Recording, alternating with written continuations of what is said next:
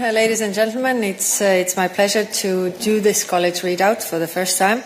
So this morning we adopted several files related to the white paper on the future of European defence and ReArm Europe Plan, Readiness 2030, including two pieces of legislation to strengthen the European defence industry while proposing the necessary flexibilities in expenditures.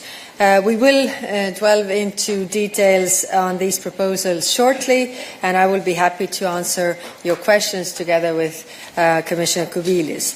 In addition, the College also adopted a comprehensive plan for savings and investments union.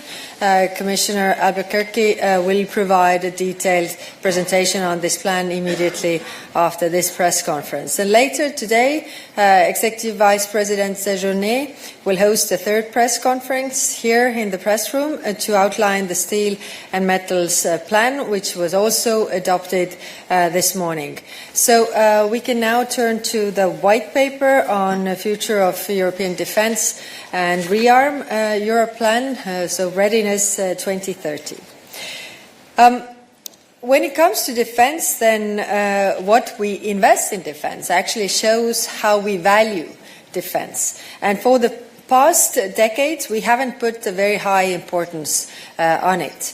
The international order is undergoing changes of a magnitude not seen since 1945.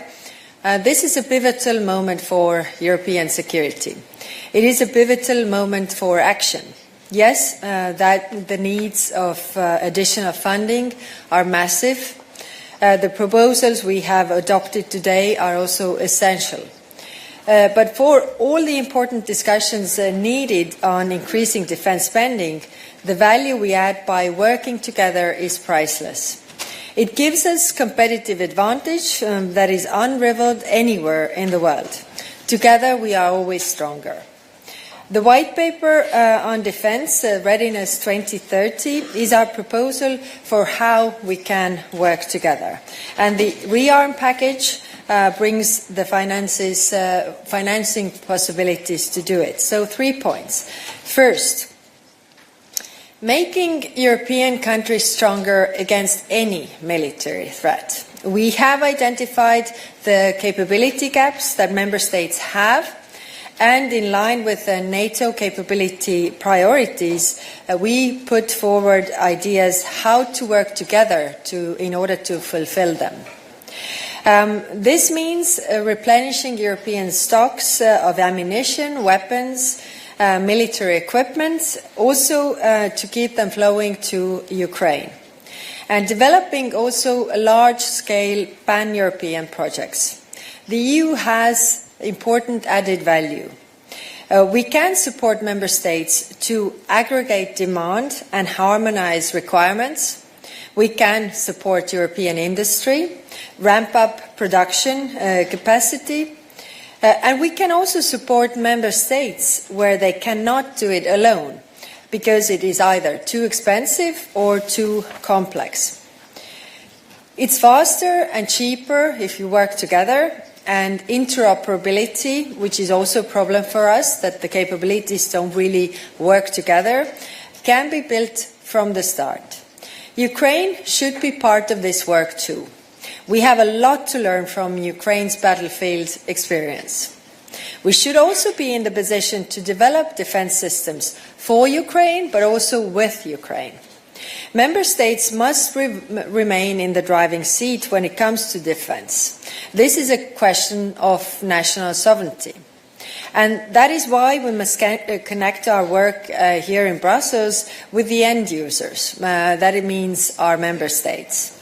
We do this through the European Defence Agency, through the EU military staff here in Brussels, and by bringing the EU defence ministers together regularly. We also have once-in-a-generation opportunity to strengthen Europe's industry, boost innovation and create a market for defence equipment. And Commissioner Kubilius will talk about this in more detail. Second, what we are talking about today is more than our security and defence. While some look to destabilize others, a stronger EU can keep working to support others. Because we have never seen the world as a zero-sum game. We know that wherever you are in the world, peace brings prosperity and stability.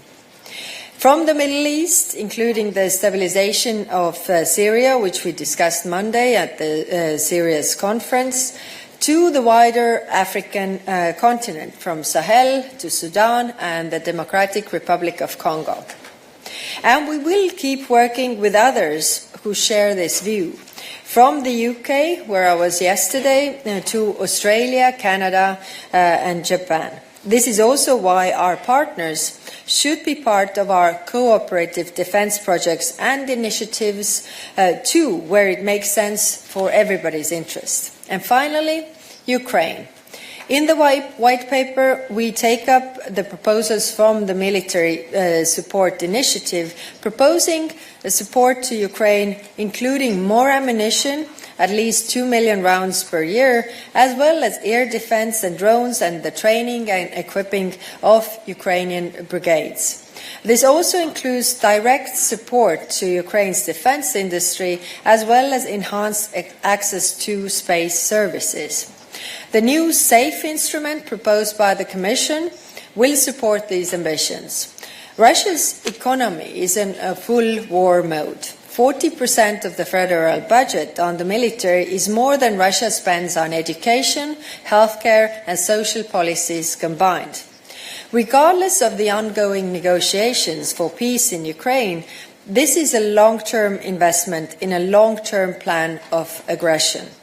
Ukraine must be armed to avoid any future attacks, and we need a long-term plan to stand up to do this. To conclude, today we put forward a plan to tackle the immediate threats and the build-up European long-term defence. In doing so, we will help European countries meet their NATO capability targets. We do this not to fight the war, but to prepare for the worst. Defend peace in Europe and stand strong for a world where might cannot make right. Thank you. Thank you very much. And Commissioner Kubilius, please. Okay. Yes, no need. You can. Yeah, okay, sorry, yeah. Learning by doing.